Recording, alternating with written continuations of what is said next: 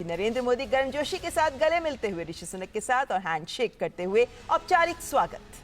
G20 का समर्थन और सबकी निगाहें होंगी भारत यूके FTA वार्ता पर, जो कि बहुत ही फाइनल स्टेज में है और दोनों नेता इसको अंतिम रूप दे सकते हैं। पूरी दुनिया की निगाहें इस पर होंगी कि भारत यूके FTA को लेकर के दोनों देश कैसे आगे बढ़ते हैं।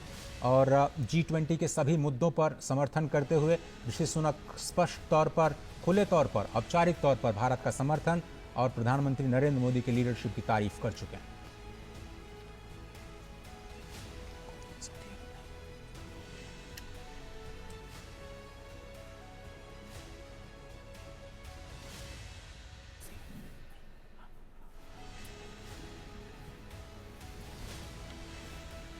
रूस के विदेश मंत्री सर्गेई लावरोव का भी आगमन। व्लादिमीर पुतिन नहीं आ पाए, उनकी जगह सर्गेई लावरोव रूस का प्रतिनिधित्व करते हुए।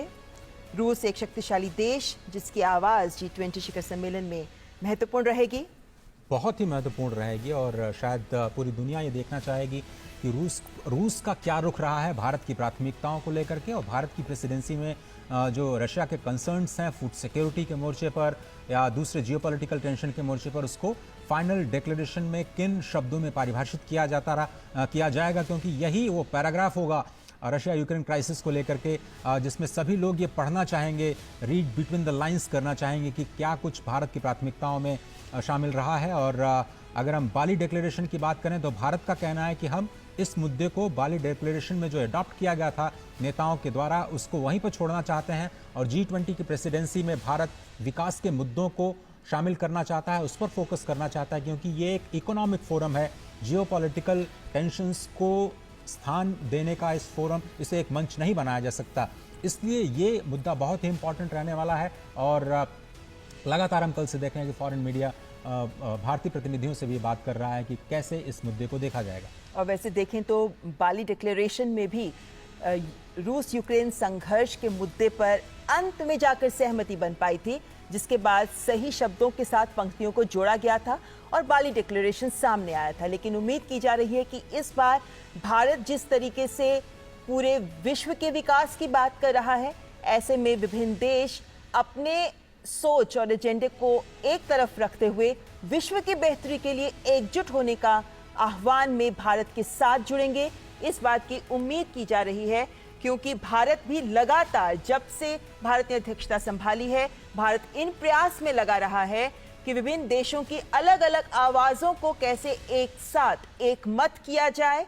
और ऐसे में विभिन्न देशों को चर्चाओं में भी साथ जोड़ने का प्रयास भारत का रहा है।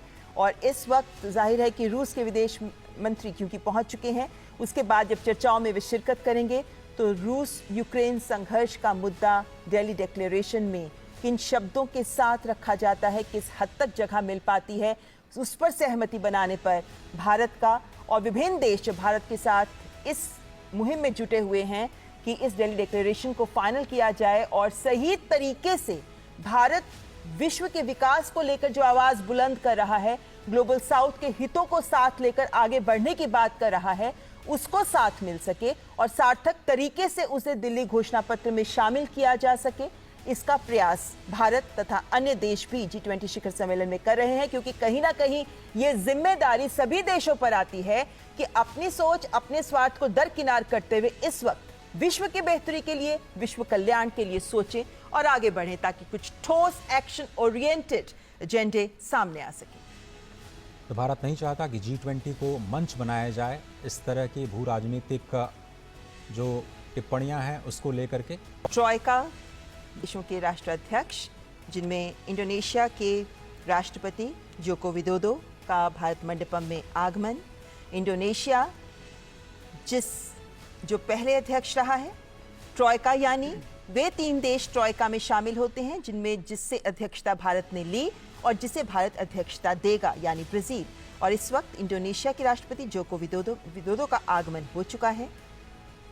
आसियान समिट के दौरान प्रधानमंत्री नरेंद्र मोदी ने इंडोनेशिया की अध्यक्षता का पूरा समर्थन किया और G20 के लिए समर्थन की बात की।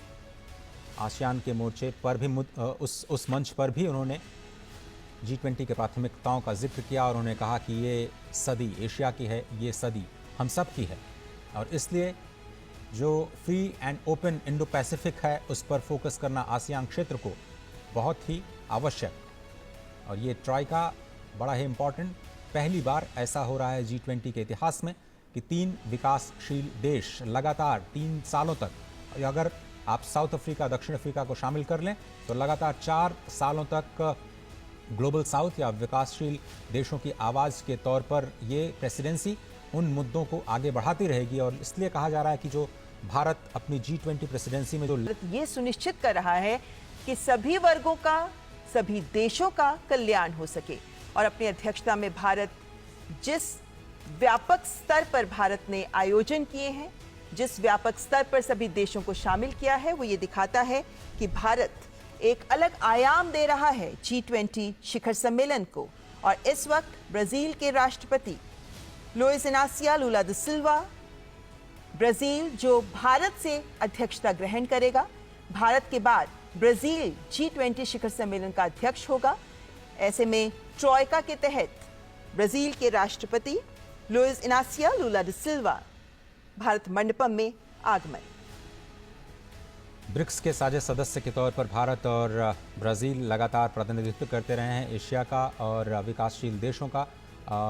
ब्रिक्स के मंच के ज़रिए ही दोनों देशों को एक सशक्त आवाज़ भी समझा जाता है विकासशील देशों की। और इसलिए कहा जा रहा है कि जो ट्रोइका है बहुत ही इंपॉर्टेंट है।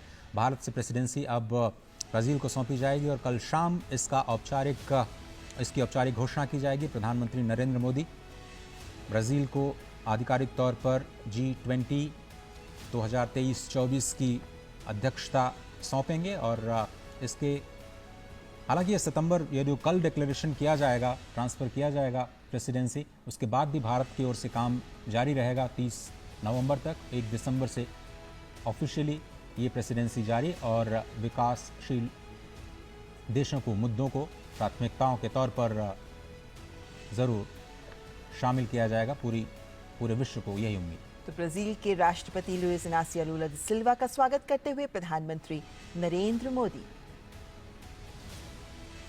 G20 शिखर सम्मेलन जिससे कुछ ही पलों बाद